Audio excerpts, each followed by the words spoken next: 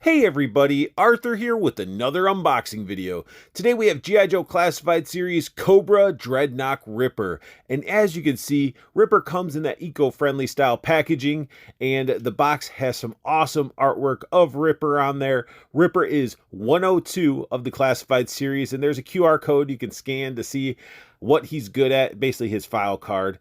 But let's go ahead and get Ripper out of the package.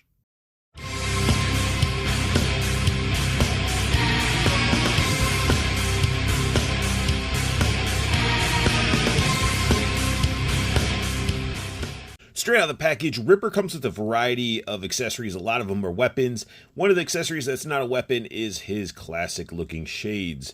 It is really cool that they gave us removable shades. They aren't gummy or rubbery to where they're just going to be flopping around, but it is casted in this gray plastic, and they have it painted on the lenses a crimson-y red. One of the weapons that Ripper comes with is a trench knife, and this thing looks nasty. I like the texture on the grip with the little screw in there. Got the knuckles on there, and the blade definitely looks like it's ready to be slicing and ripping, especially with that serrated edge. Ripper also comes with a nice little sidearm. It's got nice texture on the handle. It's got a blade, which I would have thought would have been the other way, but I guess it's for sawing and a little bit of stabbing. And I don't know where the ammo would fit in this gun. So maybe it's like a laser pistol, or it stores all the, ammo in this little section right there. But it is a cool, weird, and unique looking pistol. Hasbro gave us one of Ripper's primary weapons that pays heavy homage to the retro figure. We got his assault rifle. It is sculpted very nicely. We got the magazine, the optic, we got that gnarly bayonet on the front. Just a really nice looking assault rifle.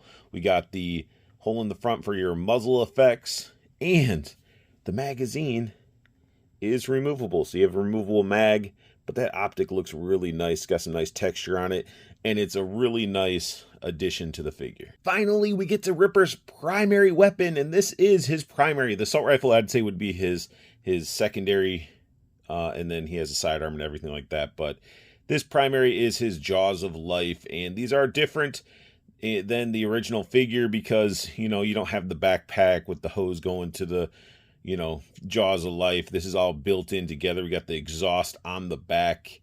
We got this handle. The handle is movable. A little bit of paint there where the grip is. The jaws look awesome. Got the handle there. Almost holds it like pretty much like a minigun. Looking just awesome. I like the hoses. Got some silver paint there. Tons of detail in this thing. Wish it had a porthole in the back for some like exhaust or something, or if it came with an exhaust effect. But he holds this really well, and the jaws are articulated. So you can basically open and close it however you want. Nice, clean, and just a really nice accessory. Here we have an up-close look at Ripper, and he looks awesome. His head sculpt's awesome. His eyes look really good. His right eye actually has a contact lens in of a smiley face. Here we have an up-close look at Ripper's right eye, showing off that smiley face contact. The rest of his head has tons of sculpt work in it. A lot of paint work. His teeth look good. The lips look good. Have a little bit of wetness to the lips. He's got that teardrop underneath his eye, tatted and everything. His beard is sculpted nicely. We got a razor blade earring. We got the buzz side, the mohawk. Just a really, really well done, nice looking figure. Tons of detail going on. I like the two-tone in the brown. We got his strapping. He even has, instead of dog tags, razor blades on that beaded necklace. We got spikes going on the straps of his harness. Got the spot on the back for his rifle. The camouflage is all on the back and the front of the figure. That's something that is nice that we usually do not get. Sometimes they forget about painting the back of the figures. We got those pineapple grenades. They must have had some old Army surplus type of grenades laying around. That's why they have them.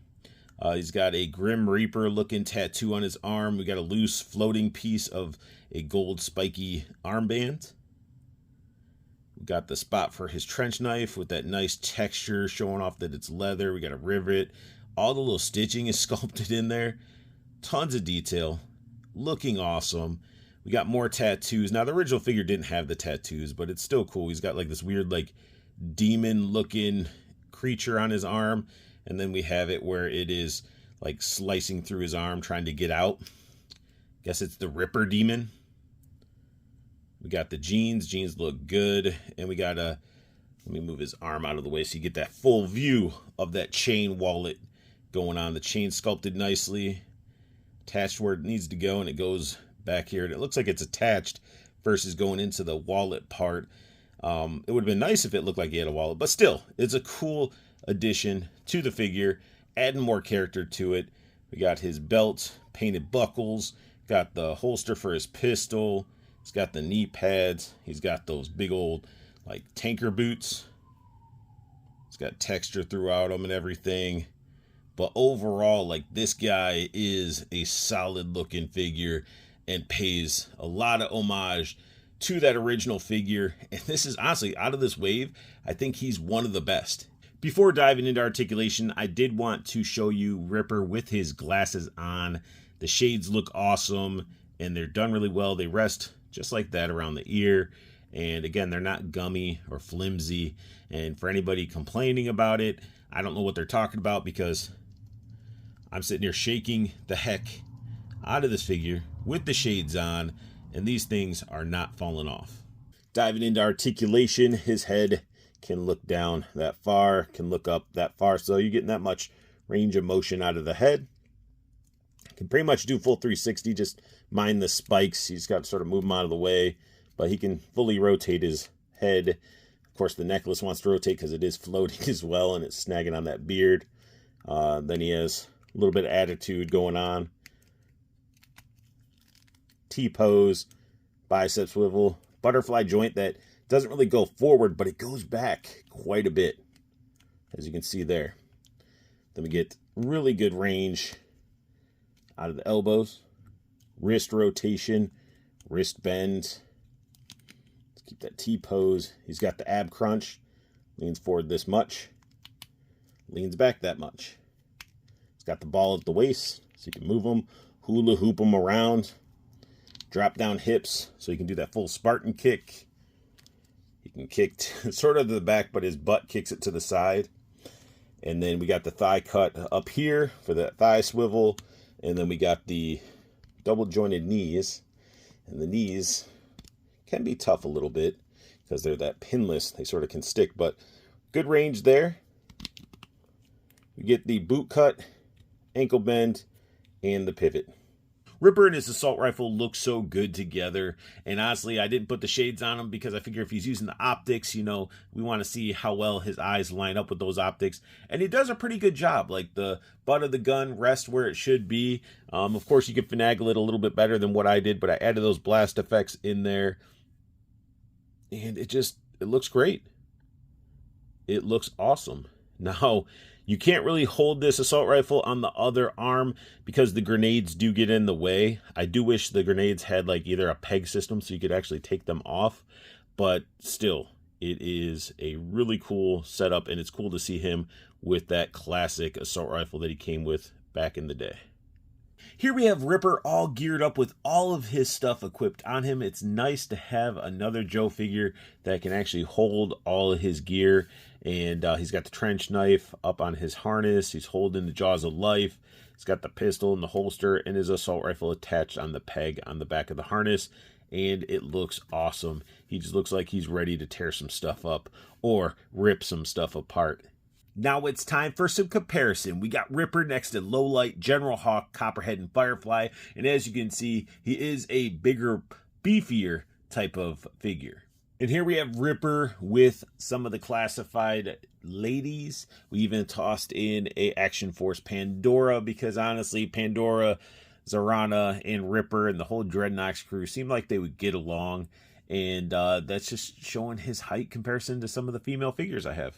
And keep in mind, if you've been collecting Marvel Legends and you picked up some of those Rider series like the Wolverine or the Punisher, the bikes work really, really well with the Dreadnoks. I have Ripper on the Wolverine bike, and it looks awesome. He doesn't have any issues really sitting on it, and can grip onto it really nicely. pretty much use these little pouches for money or some weaponry or whatever you'd want a Dreadnok to be carrying around on his motorcycle. But it is a awesome thing, and I'm honestly, I'm hoping I can maybe find a couple more of these, being the Punisher ones or the Wolverine ones, so I can have my whole Dreadnok team on some Harleys. When it comes to Ripper, Hasbro knocked this figure out of the park. It pays so much homage to the original figure, and he comes with a variety of accessories. None of mine came warped, by the way, which was awesome. This figure is awesome with the detail, the paintwork, the sculpt work. It's just a great figure. In my opinion, it is the best out of the wave with his wave mates. I mean, he is a awesome release, and as you can see, I busted out some of those super action stuff effects from the Casket of Cruelty. He's sitting there popping off Grunt's head. You know, I was thinking that it might be chopping it off, but it's a, you know, more of a clamp jaws of life, so I think the pressure of it closing just made his head just pop off, and it is just a glorious sight to see, and this figure is awesome. I'm really having a lot of fun with it. And that sums up my unboxing and review of G.I. Joe Classified Series Ripper. If you guys are enjoying my content, hit that like button. New to my channel, hit that subscribe button as it helps the channel evolve and grow. Hit the silver bell notification so you know when I post up a review, or go live every Wednesday, 7:30 p.m. Eastern for State of the Art, where we talk figures, I have guests on, and we just have a good time just hanging out and being nerds and talking about toys and action figures. It's great. So come check that out if you haven't already. And most importantly, I want you guys to have the best luck hunting, keep on collecting, and have a beautiful day.